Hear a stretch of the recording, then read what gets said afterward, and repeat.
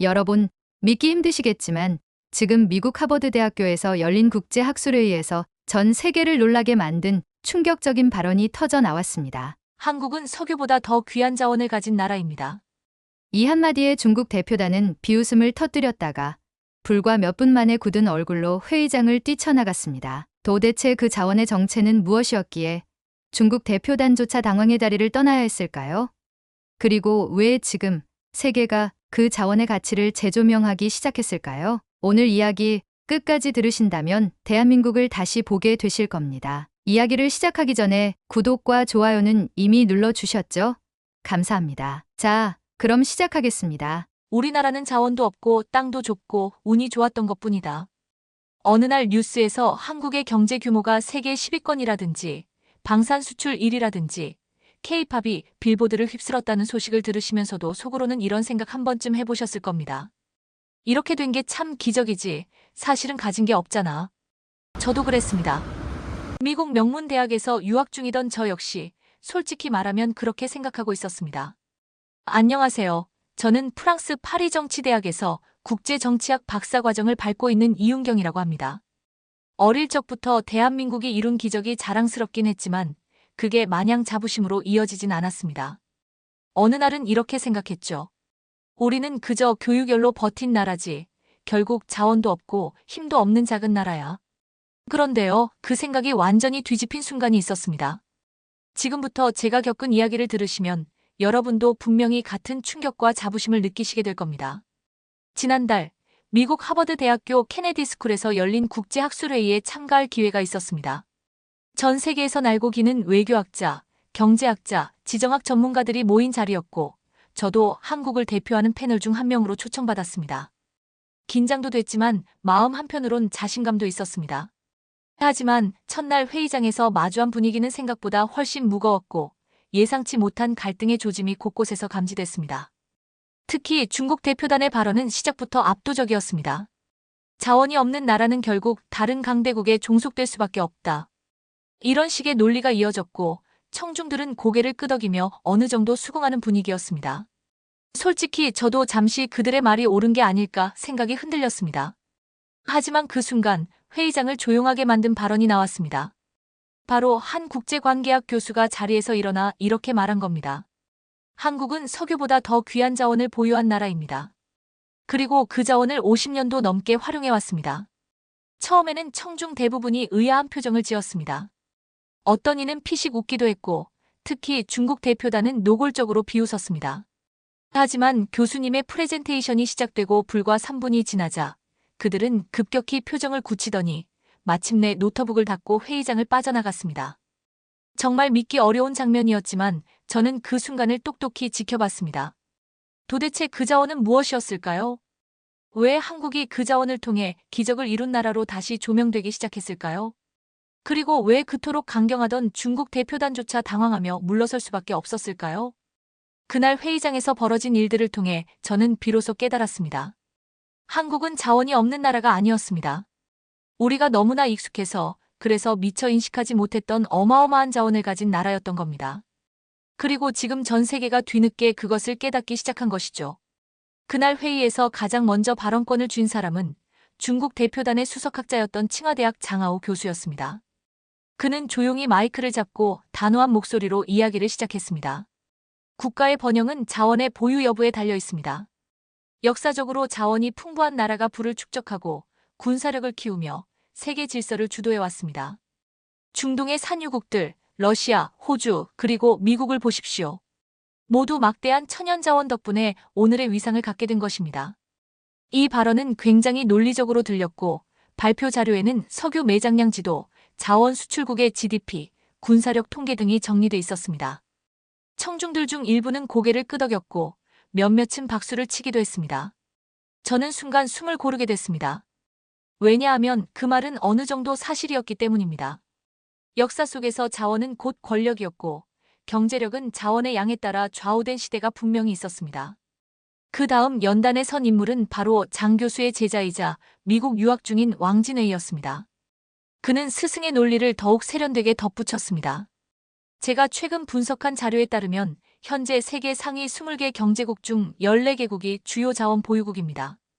특히 사우디아라비아는 석유 덕분에 1인당 GDP 2만 달러를 넘는 부국이 되었고 자국 통화를 국제 원유 거래에 활용하면서 외교력까지 확보했습니다. 왕진웨이의 발표는 화려했습니다. 그래프와 수치, 위성 이미지까지 활용해 세계가 여전히 자원의 시대에 있다는 주장을 조밀하게 펼쳐나갔습니다. 거기엔 해양이라는 단어조차 거의 등장하지 않았습니다. 문제는 이들의 발언 속에는 한 가지 전제가 깔려 있었다는 점입니다. 자원이 없으면 결국 남의 나라에 의존할 수밖에 없다. 그리고 그 말은 곧 한국 같은 나라에 대한 우회적 비판으로 들릴 수 있었습니다. 사실 이런 시각은 단지 중국 대표단만의 것이 아닙니다. 세계 외교와 경제계에서도 한국의 성장을 여전히 미스터리처럼 바라보는 시선이 있습니다. 아니, 석유도 없고 광물도 부족하고 땅도 좁고 인구도 적은 나라가 도대체 어떻게 여태까지 살아남았을까? 심지어 어떤 서구 언론에서는 기적의 국가, 유례없는 예외 같은 말로 한국을 설명하곤 합니다. 그 표현들은 얼핏 보면 칭찬처럼 들리지만 그 이면에는 여전히 한국은 본래 성공할 수 없는 나라였지만 운이 좋았다는 시각이 존재합니다. 저 역시 외국 유학을 하며 수없이 이런 질문을 받아왔습니다. 한국은 자원도 없는데 어떻게 경제대국이 된 거예요? 그 질문을 받을 때마다 저는 항상 잠시 멈칫하게 됩니다. 왜냐하면 그 말 앞에 저 스스로도 늘 맞는 말이긴 하지라고 생각해왔기 때문입니다. 그날 회의장에서 장하오 교수와 왕진웨이의 발언이 이어졌을 때 저 역시 마음 한켠이 움츠러들 수밖에 없었습니다.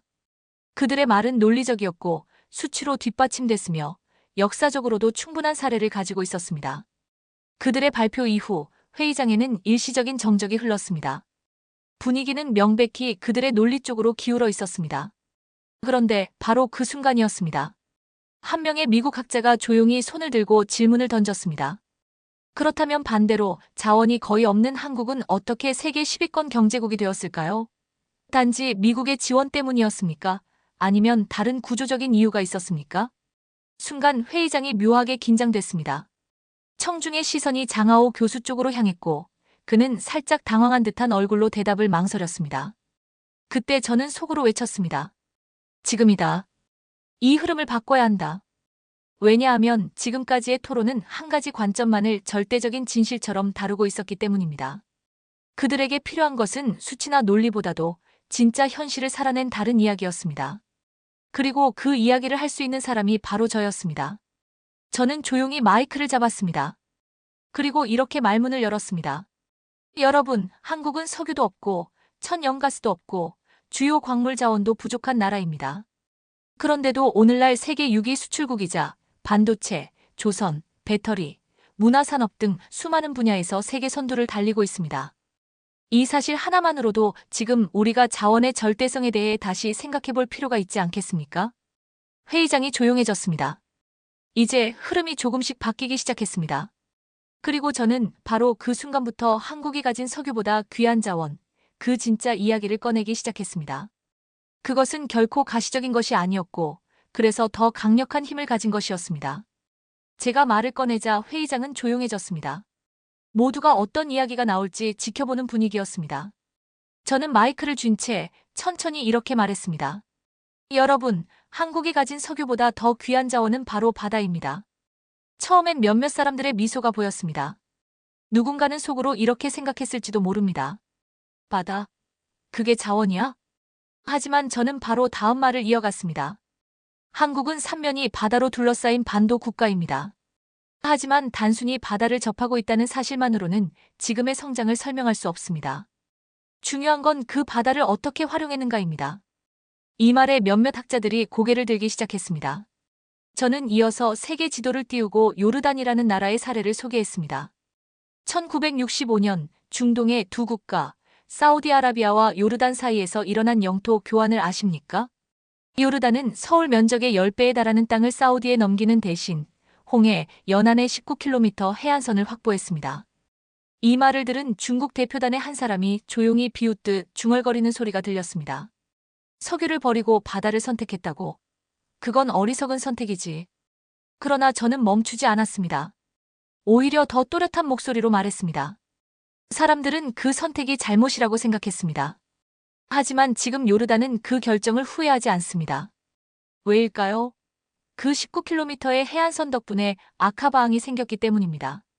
회의장 스크린에는 아카바항의 사진이 떴고 화물선과 컨테이너들이 활발히 움직이는 모습이 보였습니다. 요르단은 더 이상 내륙국이 아닙니다. 이제는 홍해를 거쳐 인도양과 유럽까지 연결되는 무역의 길을 열었고 그 항구 하나가 나라 경제의 핵심이 되었습니다. 그제야 몇몇 참석자들의 눈빛이 바뀌었습니다. 저는 곧바로 한국 이야기를 이어갔습니다. 한국 역시 자원은 없었습니다. 그런데 그 대신 바다가 있었습니다. 그리고 그 바다를 통해 세계와 연결되는 무역 강국이 되었죠. 여러분, 오늘날 한국의 전체 무역 중 해상을 통해 이뤄지는 비율이 얼마인지 아십니까? 무려 99.6%입니다. 그 말은 곧 한국이 존재하는 이유, 한국이 살아 숨쉬는 이유가 바다에 있다는 뜻입니다. 회의장은 다시 고요해졌고 저는 이어서 말했습니다. 바다는 단순히 물류의 통로가 아닙니다. 자원이 없는 나라가 생존하고 성장하고 세계를 연결하는 유일한 창입니다. 내륙국 몽골을 떠올려 보십시오. 자원이 풍부하지만 수출을 하려면 반드시 중국이나 러시아를 거쳐야 합니다. 그래서 경제적으로 독립적인 발전이 쉽지 않습니다. 반면 한국은 바다를 통해 자유롭게 나아갈 수 있습니다. 누구의 허락도 필요 없이요. 이 말을 하자 회의장 뒤쪽에 앉아있던 유럽의 한 교수가 조용히 고개를 끄덕이는 모습이 보였습니다. 저는 다음 슬라이드를 띄웠습니다. 그곳엔 부산항이 있었습니다. 여기는 부산입니다. 1876년 개항한 이 항구는 현재 아시아 최대 규모의 환적항 중 하나입니다.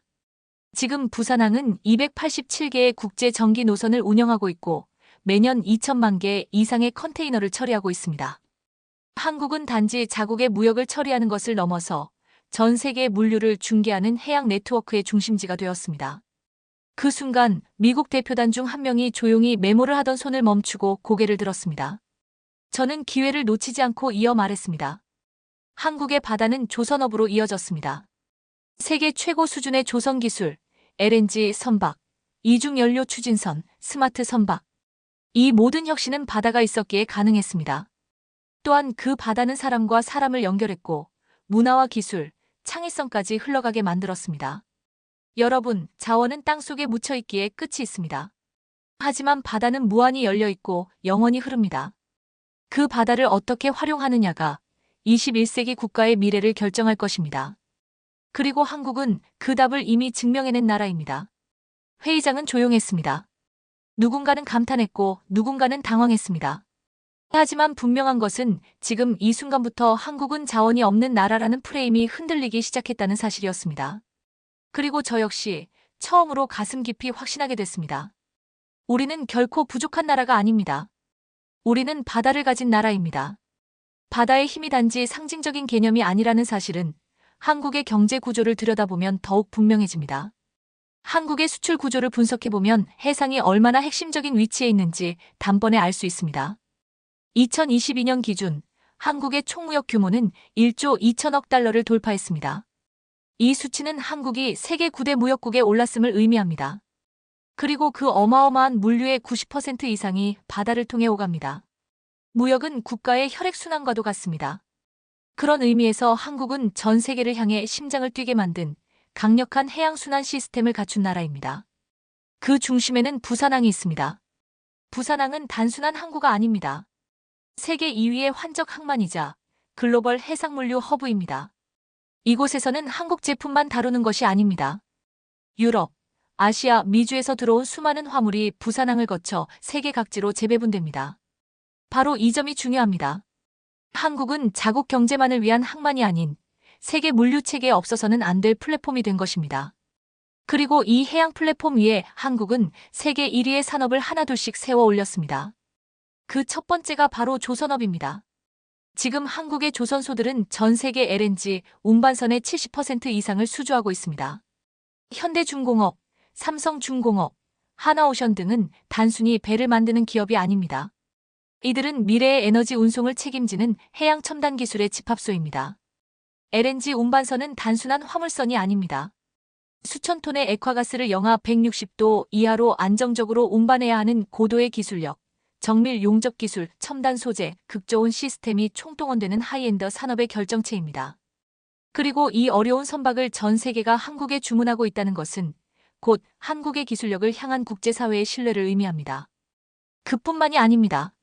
한국은 스마트 선박, 친환경 선박, 자율 운항선 개발에도 앞장서고 있습니다.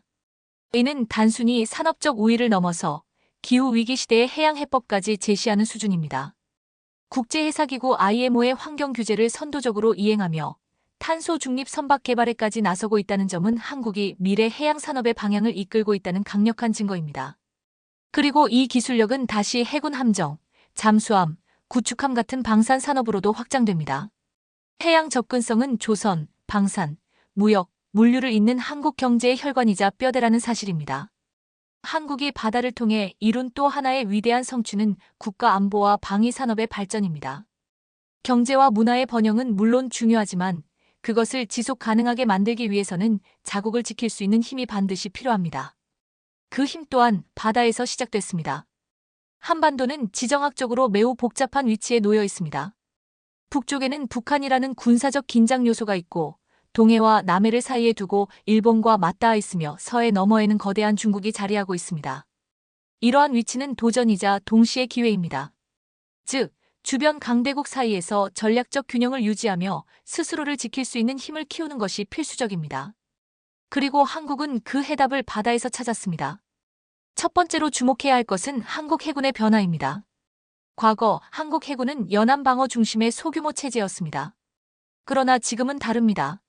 한국은 자국의 해상 교통로를 스스로 지킬 수 있는 능력을 키우기 위해 지속적인 해군력 강화에 힘써왔습니다. 세종대왕급 이지스 구축함, 독도함을 필두로 하는 대형 수송함, 장보고급 잠수함 등은 바다 위에서의 방어뿐 아니라 원의 작전 능력까지 확보하는 기반이 되었습니다. 특히 이지스함은 최첨단 전투 시스템을 갖춘 군함으로 탄도미사일 탐지 및 요격 능력을 바탕으로 동북아 안보의 핵심 자산으로 자리매김하고 있습니다. 이는 단지 해군의 발전이 아니라 한국이 스스로의 바다를 지킬 수 있는 자주적 안보 능력을 가졌다는 선언과도 같습니다. 또 하나 주목해야 할 부분은 방위산업의 수출 경쟁력입니다. 한국은 이제 무기를 수입만 하는 나라가 아닙니다. 오히려 최첨단 무기를 수출하는 세계적인 방산 수출국으로 성장하고 있습니다. 2022년 폴란드 정부는 한국과 대규모 방산 계약을 체결했습니다. K2 전차 980대, K9 자주포 648문, FA50 경공격기 48대를 포함한 약 20조 원 규모의 초대형 수출 계약이었습니다. 이 수치는 단일 계약 기준 한국 방산 역사상 최대 기록이며 단순한 수출을 넘어 한국의 군사 기술력과 신뢰도에 대한 국제적 평가를 보여주는 지표입니다. 여기서 중요한 점은 이러한 방산 산업 역시 해양 기반 기술과 떼려야 뗄 수 없다는 사실입니다. 한국의 조선 기술은 단순히 상선 건조에 그치지 않고 잠수함과 군함 같은 방산 장비 건조로 자연스럽게 확장되었습니다. 정밀 용접, 고강도 강판, 복합 소재 기술 등은 모두 군사 장비 제작에 필수적인 기술들이며 한국은 이 분야에서 세계 최고 수준의 기술력을 확보하고 있습니다. 더불어 한국은 해양 플랫폼을 기반으로 한 무기체계 수출 루트를 안정적으로 운영하고 있습니다. 글로벌 공급망의 핵심 거점인 한국 항만은 무기 수출의 속도, 효율성, 그리고 안전성 측면에서도 큰 이점을 제공합니다. 이는 단순히 물건을 잘 만드는 것에서 그치는 것이 아니라 전 세계의 물자를 정확하게 공급할 수 있는 실질적인 능력으로 연결되는 부분입니다. 한국은 최근 드론을 무력화하는 레이저 무기 시스템 청광을 자체 개발하고 실전 배치 단계까지 이르렀습니다. 이는 미국, 이스라엘, 독일 등 일부 기술 선도국에서만 가능한 분야로 평가되며 그만큼 한국의 국방 기술이 세계적 수준에 도달했다는 상징적 사례로 손꼽힙니다.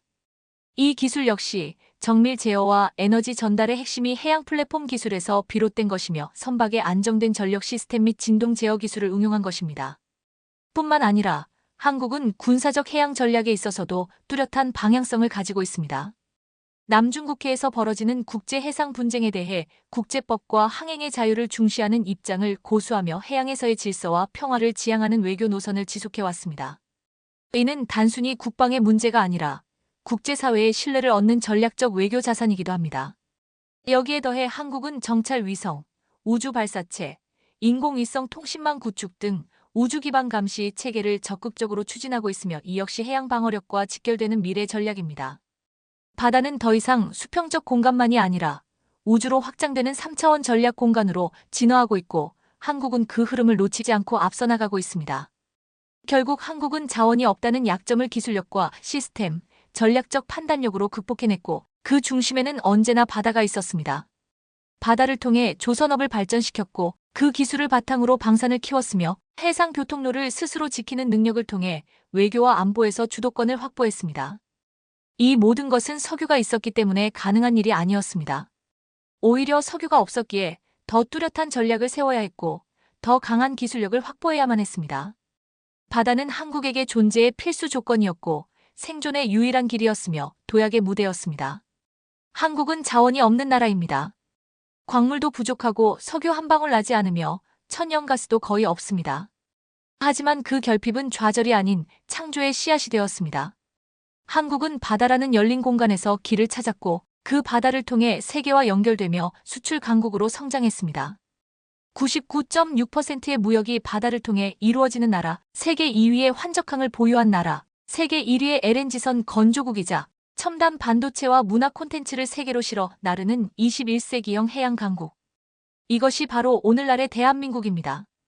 그리고 무엇보다 중요한 점은 우리는 아직 끝나지 않았다는 사실입니다. 한국의 바다는 여전히 넓고 우리가 이룰 수 있는 미래는 그보다 더 큽니다. 앞으로도 우리는 그 바다를 따라 더 넓은 세계로, 더 위대한 미래로 나아갈 것입니다. 그리고 그 여정의 끝에서 대한민국은 단지 자원이 없는 나라가 아닌 자신만의 방식으로 미래를 개척한 자랑스러운 해양 강국으로 남을 것입니다. 감사합니다. 오늘 이야기를 통해 다시 한번 느꼈습니다. 대한민국은 자원이 없어도 결코 약한 나라가 아니라는 사실을요. 우리는 바다를 통해 길을 찾았고 바다를 통해 세계와 연결되며 스스로의 운명을 개척해왔습니다. 그리고 그 여정 속에서 우리는 수많은 불가능을 가능으로 바꿔냈습니다. 앞으로도 우리 대한민국의 가능성을 더 넓은 세상에 함께 펼쳐나가길 바랍니다. 시청해 주셔서 감사합니다.